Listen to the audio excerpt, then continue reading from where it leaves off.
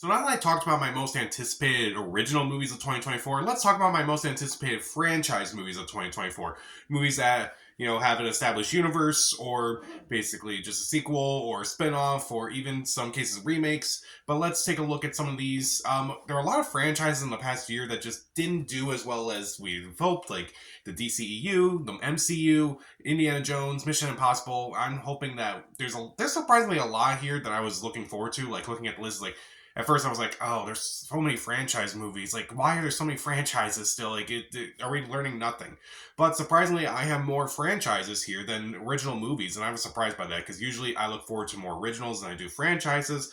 So let's just dive right in. Let's just dive right into my most anticipated franchise movies of 2024. Again, dates are subjected to change. We just got out of two strikes, so some movies may get pushed back because they had to shut down and such, and they only went back into production. So let's just dive right into, like, as of today, January 5th, 2024, my most anticipated movies of 2024 that are part of, universes, that are part of franchises and such. So let's start off with my honorable mentions, including Mufasa from The Lion King. This movie I'm only looking forward to because it's directed by Barry Jenkins, who has not directed a massive movie like this, but also because it's at least an original movie, unlike the 2019 version of The Lion King. It's going to be like The Godfather, where it takes place in the past, so it's kind of like a prequel of sorts. So I'm curious to see what this one is like. It comes out around Christmas time next year, so we'll see what it's like.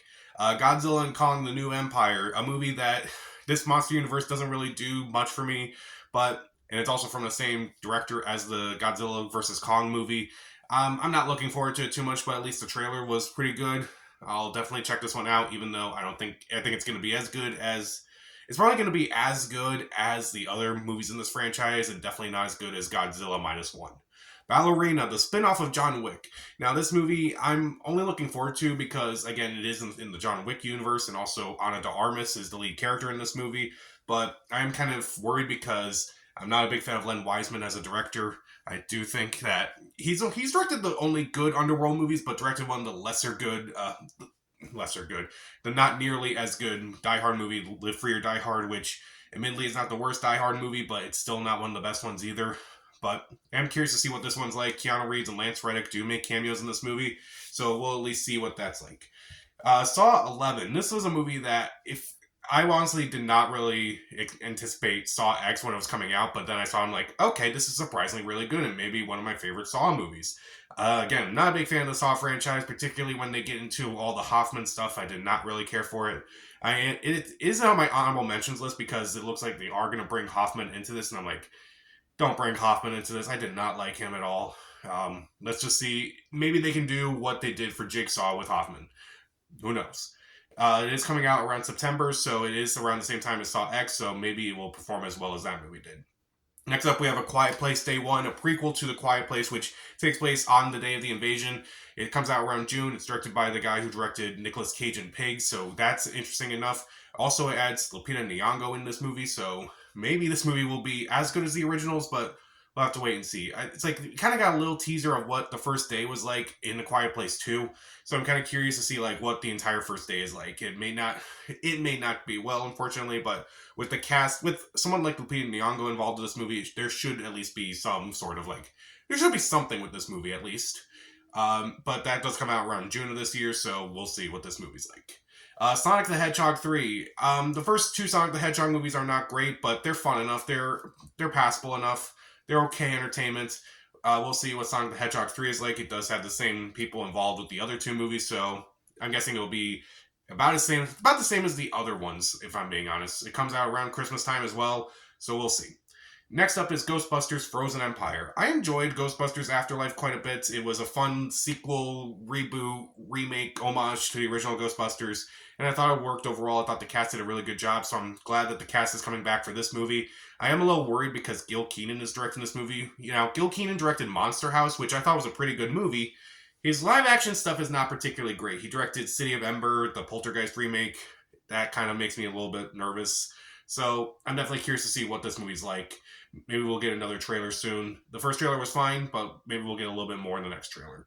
Next up is Alien Romulus. This movie comes out around August, and it's directed by Fede Alvarez, who directed the Evil Dead remake. He also directed Don't Breathe. He also directed the Girl with the Dragon Tattoo movie that came out back in like 2018 with Claire Foy, which was not great.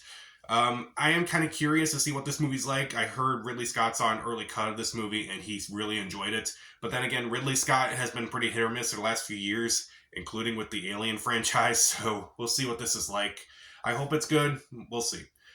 Twisters. This is a movie that I'm surprisingly looking forward to. It's kind of a legacy sequel, but it's going to be like a spin-off of the franchise. But then again, I'm kind of thinking, why make a legacy sequel? Why not just make an original movie about Twisters? But I guess it's going to tie in some way. I am a little disappointed that there aren't any cast members in this movie that, could appear in this movie, like, say, Helen Hunt. She doesn't appear in this movie. But it does have Glenn Powell, David Corenswet, who's going to be the new Superman soon. So we'll see what this movie's like. Maybe it's just an original story, but like they try to sell it and say, oh, it's part of that franchise. It's like, okay, that's how we'll sell it. It's like part of that franchise. I'm curious to see. It is directed by Lee Isaac Chung, who did Minari. So let's see if this movie is, again, kind of like Barry Jenkins. It's definitely doing a more commercial movie instead of like a very quiet movie. So it's definitely curious to see what he'll do with this movie as well. And the last honorable mention is Inside Out 2. I'm nervous about this one. Even though the trailer itself looked fine, and I'm glad to see Amy Poehler and Phyllis Smith and Louis Black back, and Maya Hawke surprisingly does a really good job in the trailer. I'm kind of annoyed because Bill Hader and Mindy Kaling are not returning for this movie, and usually Pixar sequels aren't usually as good as the original. Like the only one that I think is as good as the first movie is Toy Story 2 and Toy Story 3.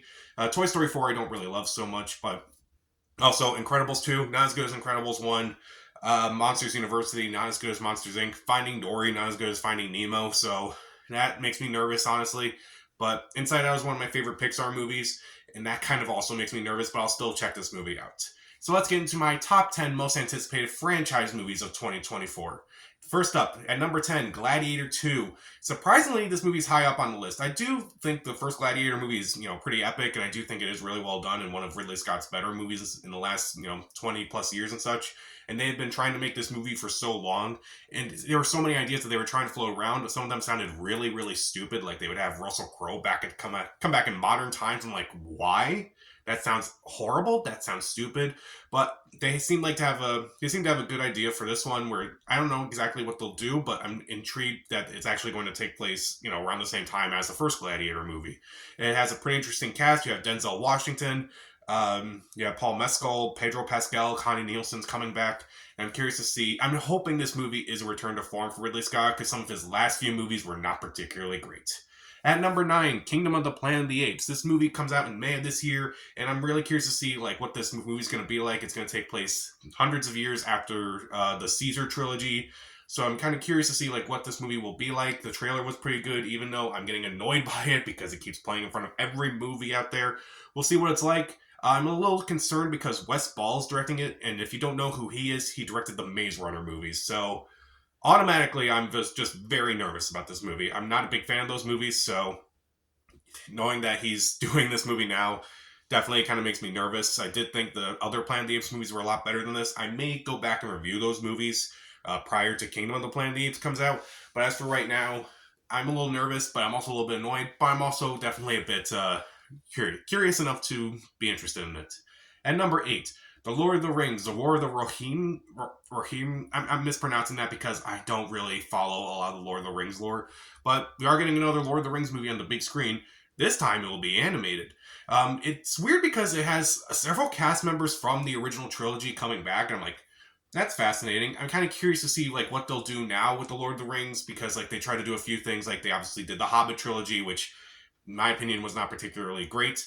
Then there's a Lord of the Rings TV show, which I didn't review, but it was kind of boring to me. So I'm kind of curious to see if this will be as good as the original trilogy or kind of at least stands on its own. It does have a pretty interesting cast, but I kind of want to see a little bit more before I get really excited. But it doesn't come out until December, which seems to be the sweet spot for The Lord of the Rings. At number 7, Joker, Filet Ado. Again, mispronouncing that. I never took French. But I thought the first Joker movie kind of felt open and shut, so when they kept talking about a sequel for so long, I'm like, why? Because all these comic book movies have sequels and such. Don't care enough about that. To me, Joker just felt like it was just one and done, but because it made so much money, they're going to try to make a sequel, this time with Lady Gaga, and it's also going to be a musical. I am curious enough to see what this movie's going to be like. I wonder if this movie will have the same type of reaction that the first Joker movie had. But everyone's coming back, including Joaquin Phoenix, who I thought he doesn't seem like a guy who would do sequels, but surprisingly, he's doing this one. So I'm curious to see what this movie will be like. It is coming out around October, which I think that's when the first Joker movie came out. So we'll see if this will have the same impact as the first movie. At number 6, Kung Fu Panda 4. This movie was not on my list really until I saw that first trailer. I was like, okay, that trailer looks a lot of fun. It looks like it may be like the No Way Home of the Kung Fu Panda movies, which I never thought I would say that, but Jack Black is kind of on a career high right now. He was Bowser in Super Mario Brothers movie, obviously. So let's go back and do a fourth Kung Fu Panda movie. Hopefully, it's as good as the other movies in this trilogy in the franchise. So, and with the additions such as Viola Davis as the main villain and Awkwafina, I hope it's as good as those other movies. At number 5, Nosferatu. This movie is directed by Robert Eggers and it stars Bill Skarsgård, Lily Rose Depp, and Willem Dafoe. I'm kind of curious to see what this movie's like because the imagery itself is very fascinating so far. I've heard a lot of things about the production of this movie, which are very disturbing and very... Pretty much if you know what Robert Eggers has done, he's done The Witch, The Lighthouse, The Northman. It's like, yeah, that sounds about right. It should be at least visually stunning. It should be a unique take on this story. And it is coming out for Christmas. Very, very good Christmas movie, apparently. Oh well. At number 4, Beetlejuice 2. And probably not going to say his name more than once because... or more than twice at least because, So Beetlejuice 2, I'm kind of looking forward to because Tim Burton is one of my favorite guilty pleasure directors and Beetlejuice is one of my favorite movies by him. I thought it was a lot of fun. I think it's very creative. I think it's over the top. It's ridiculous. And Michael Keaton is excellent as the bioexorcist himself. And Beetlejuice 2 is one of those movies that had just been in development hell for so long. It's been in development hell since before I was even born. And now that we're finally getting Beetlejuice 2 with Michael Keaton returning, we're getting Winona Ryder back, Catherine O'Hara's coming back, but it has a few new additions, including Willem Dafoe, Jenna Ortega, Justin Theroux, Monica Bellucci. I'm kind of curious to see what this movie is going to be like. I may be disappointed by it. Tim Burton in the last few years has been pretty hit or miss, but he's spoken candidly as saying this is some of the most fun I've had on a film set in a while. That should be interesting to see what that means. It's like, is it going to be like Beetlejuice, like, back what that movie was like? Or is it going to be more like some of the movies he's done the last few years, like Miss Peregrine's Home for Peculiar Children, or Alice in Wonderland, or Charlie and the Chocolate Factory? We'll see what that's like, but I'm definitely curious to see what this movie's like. At number 3, Deadpool 3. Finally, this movie's coming out, and it's part of the MCU. Finally, Ryan Reynolds returns as the Merc with the Mouth, with Hugh Jackman returning as Wolverine, and apparently other characters who are just being thrown in there. I'm curious to see what this movie's going to be like, how Deadpool 3 is going to tie into the cinematic universe in a way, how this movie's going to perform, because this will probably be the first R-rated MCU movie. This movie should be a lot of fun. Hopefully, it's the course correction that Marvel deserves. Hopefully, it's a lot of fun. Hopefully, it's entertaining. Hopefully, it's as good as the other Deadpool movies. Now, it's weird because, every time I watch the Deadpool movies, I have a great time with them. But sometimes I think afterwards, Deadpool, those movies are just fine. They're not great. It's like, maybe I'll put it on. And then I still have a good time with them no matter what. So, hopefully, Deadpool 3 will be as good as the other two movies in this franchise. But I'm excited to see everything, how they connect everything back to this, how they kind of thrown into the deep Marvel universe. And I kind of hope the fourth wall breaking will at least be effective, unlike in something like, say, She-Hulk. At number 2, Furiosa, a Mad Max saga. The prequel to Mad Max Fury Road about Furiosa is finally coming out. Another one of those movies that seemed like it was going to be in development hell for so long, but it's finally here. Anya Taylor-Joy is taking over for the role that Charlize Theron made possible. That Mad Max Fury Road was a phenomenal movie. I thought it was incredible. The action sequences were incredible. Charlize Theron was excellent in that movie. I am a little disappointed that it is a sequel rather than a direct follow-up. But I am curious to see what this movie's going to be like. It's hopefully going to obviously it's focusing more on Furiosa, but we'll see if Anya Taylor-Joy is as good as Charlize Theron was in that role. Maybe Charlize Theron makes a cameo in this movie. I don't know, but I'm definitely excited. I wish the movie would move away from movies like Kingdom of the Planet of the Apes, maybe move up a week so I can see that in IMAX. So I'm definitely curious to see this one. But my number 1 most anticipated franchise movie is Dune Part 2, the second part of Dune. I was really excited to see this movie last year, and then it got delayed because of the strikes. The trailers themselves have been fascinating, and will finally feel like this will be the second Obviously, the second part, definitely feel like more of a conclusion to Dune rather than like what Dune Part 1 was. As much as I enjoyed Dune Part 1, it definitely felt anticlimactic, and Dune Part 2 hopefully is not. I'm intrigued by the cast. Obviously, we got a bunch of people returning, such as Timothy Chalamet, Zendaya, Javier Bardem, Rebecca Ferguson, Josh Brolin. A bunch of other people are appearing in this movie now, like Austin Butler, Florence Pugh, Christopher Walken appears in this movie. I'm like, this should at least be fascinating to see, like, getting to explore Dune more. Hopefully, seeing like what they'll be like in this franchise. I'm really curious to see what Dune Part 2 will do. Hopefully, it's as good or even better than Dune Part 1. So, what are your most anticipated franchise movies of 2024? Comment down below, subscribe to the channel. This is Pat. Stay safe.